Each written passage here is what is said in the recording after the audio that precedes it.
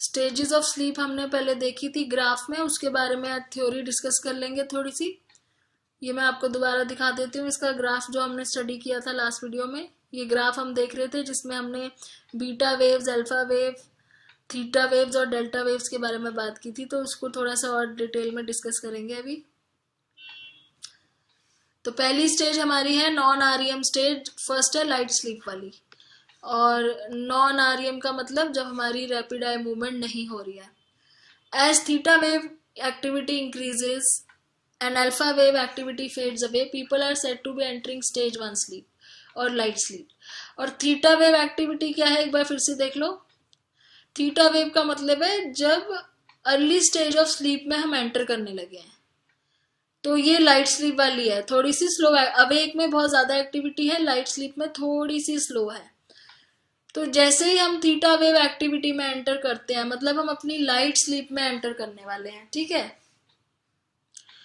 Several rather interesting things can happen in non REM stage. अभी बोल रहे हैं कि इस स्टेज में ना बहुत ही इंटरेस्टिंग चीजें होती हैं। If people are awaken at this point they will probably not believe that they were actually asleep। मतलब अगर आप इस पॉइंट पे किसी को उठाओगे ना, तो उनको ये कह रहे हैं कि वो ये मानेंगे ही नहीं कि वो सो रहे थे। They may also experience vivid visual events called hypnagogic images और हेलुसिनेशंस। और यही वो स्टेज होती है जब कभी कभी, क्योंकि हम इसमें थोड़े से जाग भी रहे होते हैं और हल्की सी नींद भी हमें आ रही होती है, पूरे तरीके से नहीं सोए होते, तो इस टाइम पे ना हमें कभी कभी अजीब सी इमेजेस नजर आती हैं या हेलुसिनेशंस होती हैं, क्योंकि हमें हल्का बहुत नींद में नजर आ रहा होता है वो सब, और वो एक्चुअल में होता नहीं है, लेकिन वो दिख ऐसे रहा होता है कि सच्ची में कोई है, जैसे कोई सामने खड़ा हुआ दिख रहा है या कुछ भी नजर आ रहा है जो कि हेलुसिनेशन की तरह होता है। इसमें जो हिप्नो है ना वर्ड, हिप्नोगॉगिक में, हिप्नो का मतलब है स्लीप तो मतलब हिप्नोगॉगिक इमेजेस हैं जो मतलब सोने से पहले आपको, मान लो आपको सपना देख रहे हो लेकिन आप आंखें, मतलब आप जागे हुए और आपको कोई चीज दिख रही है तब भी, उस टाइप से। Many researchers now believe that people experiences ghostly visits, alien abductions, near-death experiences may be most easily explained by these hallucinations। तो कई बार लोगों को जैसे भूत वगैरह नजर आते हैं या एलियंस नजर आते हैं, या उनको लगता है कि वो बस मर गए थे और मर के उठे हैं। तो ये सब चीजें इसी टाइम पे होती है जब हम ये नॉन आरईएम स्टेज की स्लीप फर्स्ट स्टेज में होते हैं, लाइट स्लीप वाले, क्योंकि हमें इस टाइम पे हेलुसिनेशंस हो रही होती हैं। तो डॉक्टर्स तो यही बोलते हैं कि ये सारी जो इलॉजिकल सी चीजें जो लोगों को एक्सपीरियंस होती है वो इसकी वजह से होती है, जो हिप्नोगॉगिक इमेजेस होती हैं। उसके बाद है a much more common occurrence is called hypnic jerk. ये तो आप सबने बहुत ज्यादा एक्सपीरियंस किया होगा कि इस स्टेज में ना कई बार आप जैसे सोने लगते हो और हल्की सी नींद में होते हो, तो आपको एकदम जोर से झटका सा लगता है और आप उठ जाते हो एकदम से।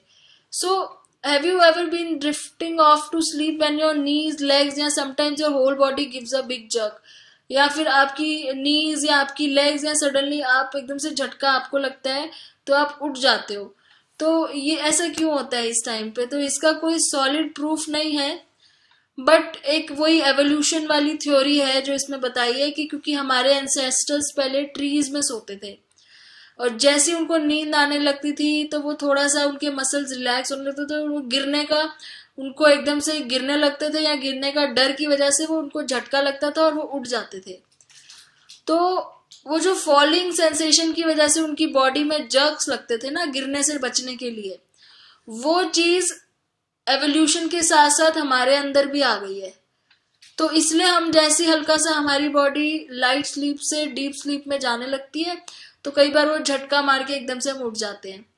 और ये सारा चीज कब होती है? जब हम नॉन आरईएम की फर्स्ट स्टेज में होते हैं, लाइट स्लीप वाली। तो एक तरीके से ये वाली जो स्टेज है ये थोड़ी सी रिस्की कह लो या थोड़ी सी मतलब डिफिकल्ट सी स्टेज है जिसमें लोगों को अजीब अजीब से वो होते हैं, एक्सपीरियंसेस होते हैं।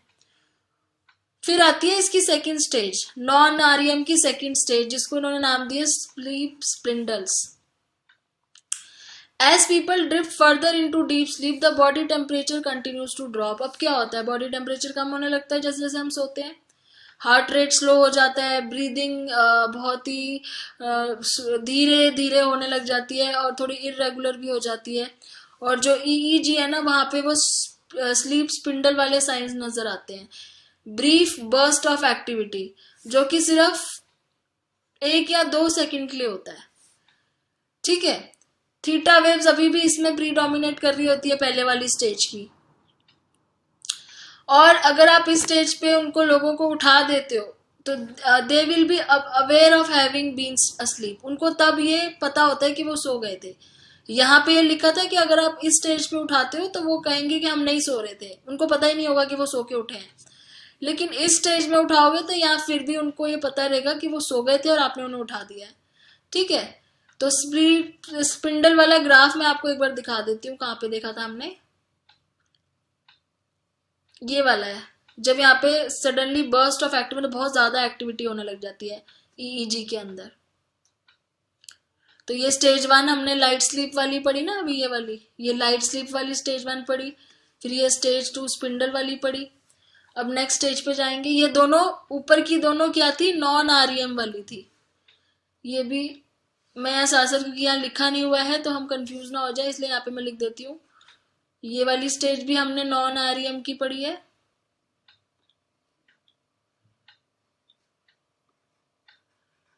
और ये वाली भी हमारी नॉन आरईएम की है, ठीक है। अब तीसरी स्टेज हम पढ़ेंगे नीचे। ये भी नॉन आरईएम की स्टेज है, तीसरी स्टेज। अच्छा, 3 और 4 दोनों एक साथ ही लिए इन्होंने यहाँ पे, स्टेज 3 एंड स्टेज 4, जिसको डेल्टा वेव्स बोला हुआ है।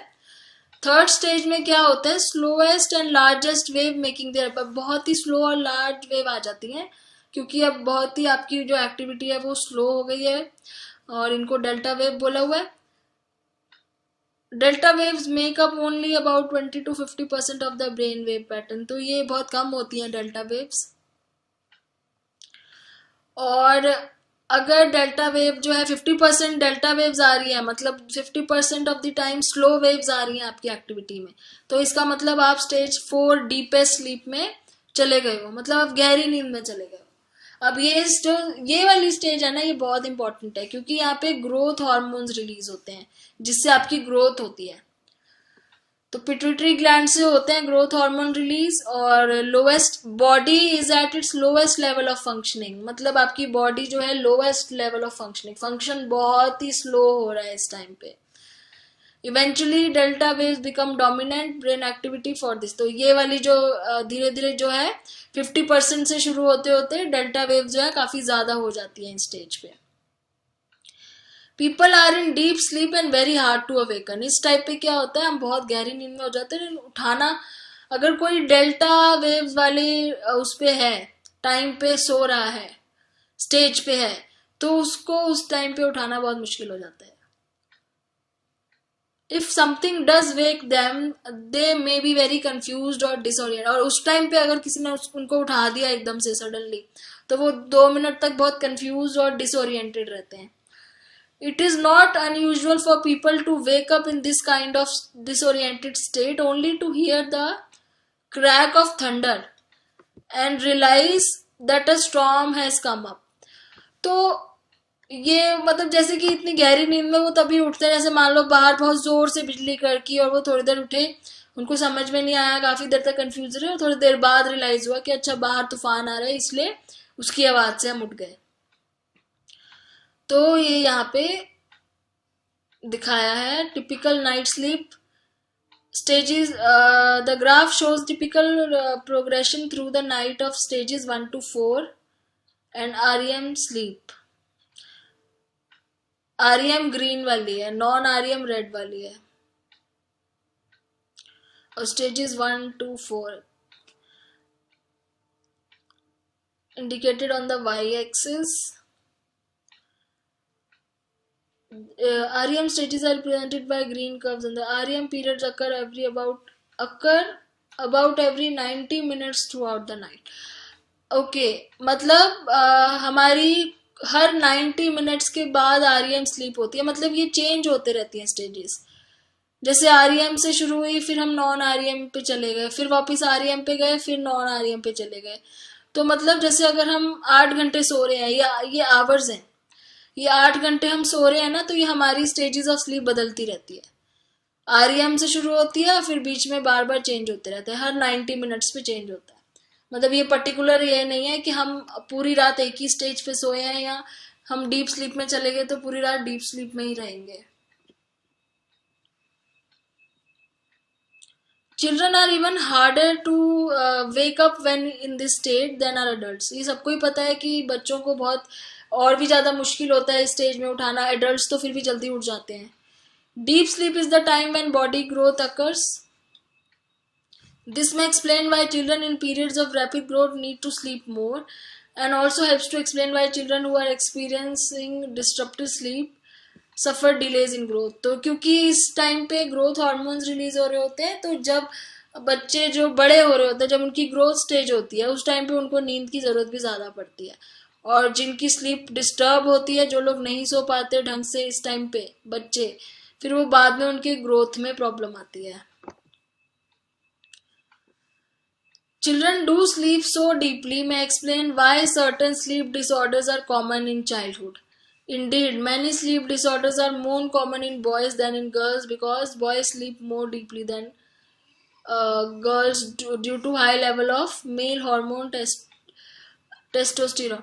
तो ये कह रहे हैं कि क्योंकि बचपन में ही नींद की जरूरत ज्यादा होती है, तो ज्यादातर जो स्लीप डिसऑर्डर्स होते हैं ना, वो बचपन में ही होते हैं और बॉयज को ज्यादा होते हैं बिकॉज बॉयज को ज्यादा डीप स्लीप आती है उनके मेल हार्मोन टेस्टोस्टेरोन की वजह से। तो ये हमने जो स्टेजेस पढ़ ली हैं, ये पढ़ी है नॉन आरईएम की सारी। अब आती है आरईएम की stage. What happens in REM sleep after spending some time in stage 4। अब जैसे ऊपर जो हमने स्टेज 4 देखी डीप स्लीप वाली, उसमें हम कुछ देर तक सोए। The sleeping person will go back through the stage 3 and 2। और उसके बाद हमारी जो वापस स्टेज 3 और 2 पे जाने लगते हैं, क्योंकि अभी हमने ऊपर ग्राफ देखा कि हम 1 2 3 4 स्टेज पे जाते हैं, फिर वापस 3 2 1 पे जाते हैं, फिर वापस 2 3 4 पे। मतलब हमारी जो स्टेजेस है 1 2 3 4 4 3 2 1 ऐसे घटती बढ़ती रहती है। तो यहाँ पे then into a stage in which body temperature increases to nearly waking levels। अब जैसे हम स्टेज 4 में थे तो क्या हुआ था, हमारी बॉडी टेम्परेचर बहुत डाउन हो गया था क्योंकि हम डीप स्लीप में थे। अब धीरे धीरे हम वापस लाइट स्लीप की तरफ जा रहे हैं, तो क्या होगा, बॉडी टेम्परेचर बढ़ना शुरू हो जाएगा।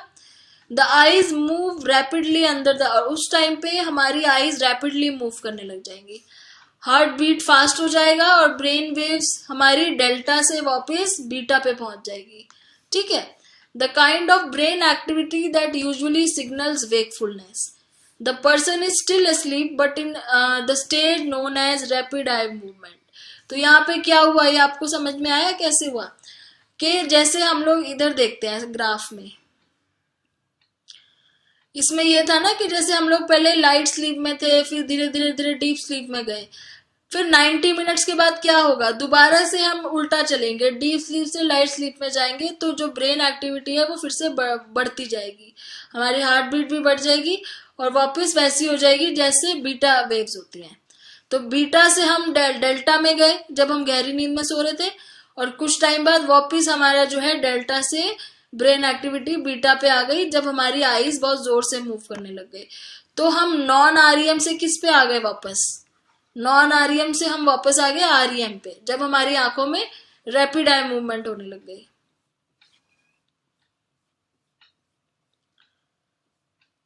So when a person is REM sleep is awakened, he or she almost reports being in a dream state। तो अगर आप इस टाइम पे उसको उठा दोगे तो वो क्या कहेगा कि वो सपना देख रहा था, क्योंकि हमने अभी ऊपर पढ़ा कि REM स्लीप में ही हम सपना देखते हैं, डीप स्लीप में हम सपना नहीं देखते हैं। तो अगर इस टाइम पे उठाओगे तो वो यही कहेगा कि मैं सपना देख रहा था। REM sleep is therefore associated with dreaming. तो ये आपने याद रखना है। And 90% of dreams actually take place in REM sleep. ज्यादातर ड्रीम REM स्लीप में ही होते हैं। People do have dreams in the other non-REM stages, but REM dreams tend to be more vivid, detailed and longer and more bizarre than the dreams of non-REM। तो ज्यादातर जो सपने हमें याद रहते हैं क्लियरली वो कौन से होते हैं, REM वाले। 10% ऐसा होता है जब हमें NREM में भी स्लीप आ रही होती है, मतलब ड्रीम्स आ रहे होते हैं NREM स्लीप में, बट वो याद नहीं रहते और उनसे ज्यादा जो ड्रीम्स है वो आरईएम वाले होते हैं जो हमें उस टाइम आते हैं। आरईएम स्लीप के जो ड्रीम है उसमें और नॉन आरईएम में फर्क ये है कि जो हम इस टाइम पे ड्रीम देखते हैं ना वो थोड़े से अजीब होते हैं, इलॉजिकल होते हैं, और जो हम इस टाइम पे ड्रीम देखते हैं ये थोड़े से लॉजिकल होते हैं, या फिर कह लो थोड़े से रियलिस्टिक होते हैं, क्योंकि इस टाइम पे हमें उन चीजों के बारे में सपना आ रहा होता है जो हम डेली काम करते हैं या फिर जो डेली हमारे साथ हो रहा है, जो हम सोच रहे हैं उसके बारे में। और ये सपने थोड़े से छोटे भी होते हैं, इसलिए 10% ही होता है इसमें। Fortunately, the body is unable to act upon these dreams under normal condition because voluntary muscles are paralyzed. तो हमारी बॉडी हमारे मसल्स को पैरालाइज कर देती है आरईएम के टाइम पे, जब हमें अजीब से सपने आ रहे होते हैं। ये अच्छी बात है, क्योंकि अदरवाइज क्या होगा, हम बहुत अजीब तरीके से रिएक्ट करने लग जाएंगे, उठने लग जाएंगे, उठ के चलने लग जाएंगे, हिलने लग जाएंगे। तो इस सब चीजों को रोकने के लिए हमारी बॉडी हमारे मसल्स को उस टाइम पे पैरालाइज कर देती है। ठीक है, उसको बोलते हैं हम आरईएम पैरालिसिस।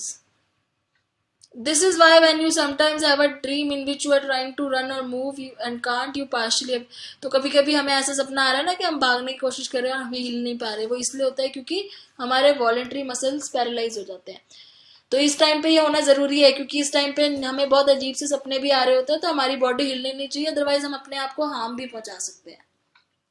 नॉन आरईएम में क्या होता है कि सपने अजीब से नहीं होते, नॉर्मल होते हैं, तो उस टाइम पे हमारी बॉडी इसलिए हिल भी पाती है लेकिन हम कुछ करते नहीं है उसमें। तो ये बहुत ही एक तरीके से अच्छा मैकेनिज्म जो हमारी बॉडी में सेट हो रखा है कि जब सपने अजीब से आए तो हम हिल ना पाए, ताकि हम अपने आप को कोई हार्म ना कर लें।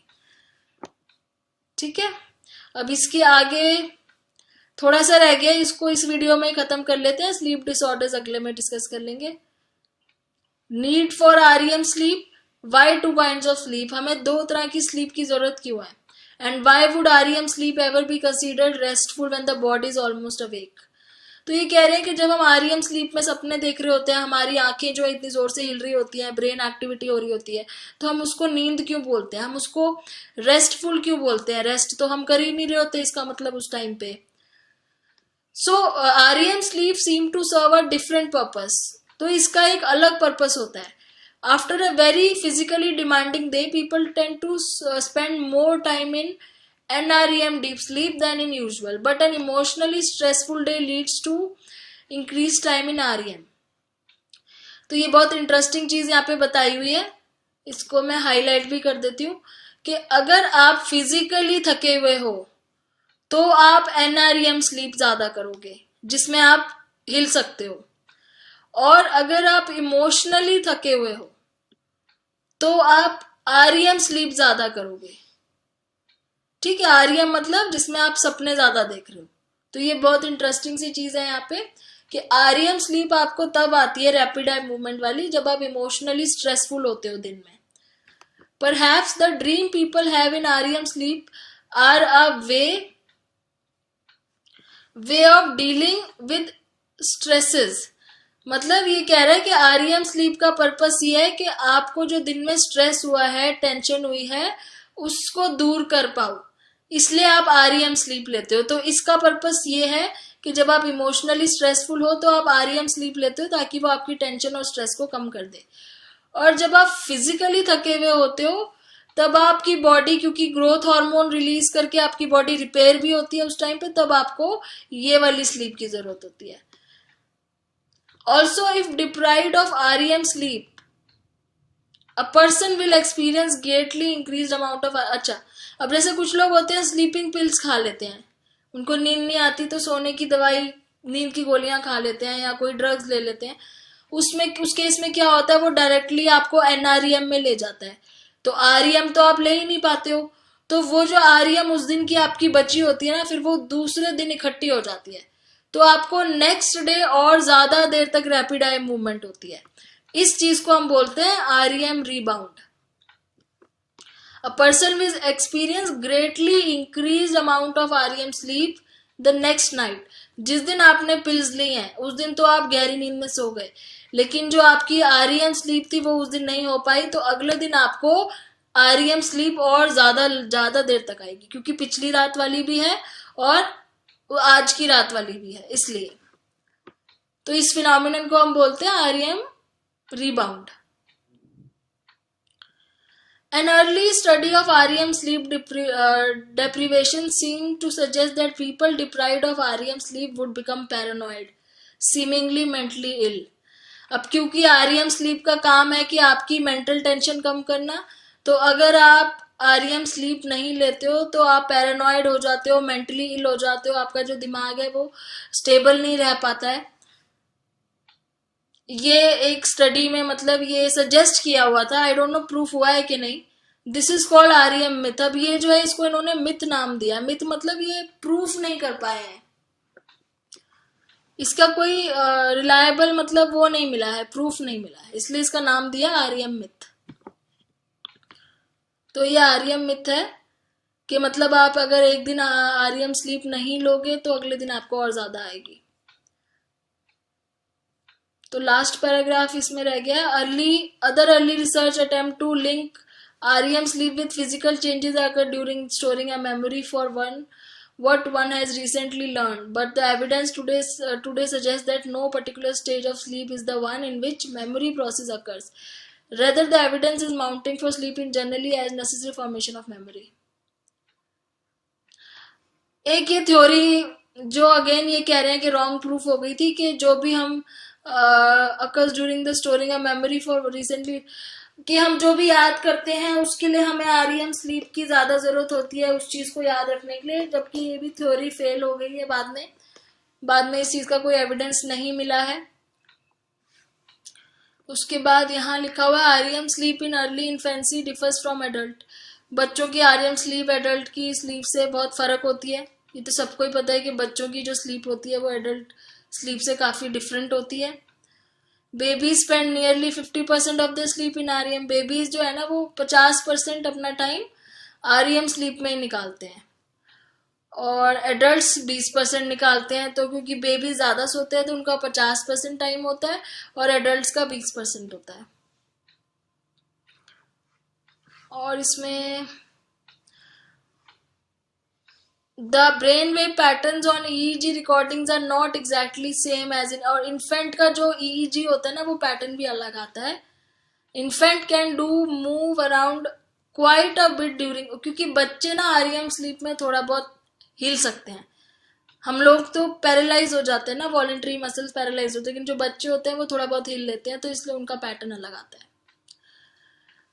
When infants are engaged in REM sleep, they are not dreaming but rather forming. अच्छा, और REM sleep में इन्फेंट जो है वो ड्रीम नहीं कर रहे होते हैं, सपने नहीं देख रहे होते हैं, बल्कि उनके न्यूरॉन्स के नए कनेक्शन उनके ब्रेन में बन रहे होते हैं.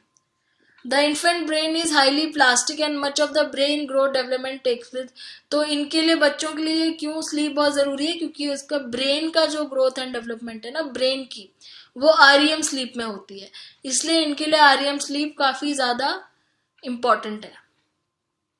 As the infant's brain nears its adult size, by age of 5 or 6 the proportion of REM sleep will also decrease to a more adult. और जब 5-6 साल के हो जाते हैं तो धीरे धीरे उनकी REM स्लीप का पैटर्न एडल्ट्स की तरह हो जाता है. तो ये स्लीप की स्टेजेस हमने पढ़ी है. आई थिंक आपको क्लियर हो गया होगा. आगे जो स्लीप डिसऑर्डर्स हैं वो हम नेक्स्ट वीडियो में बात करेंगे. तो यहीं पे इसको फिनिश कर रही हूँ. Thanks for watching.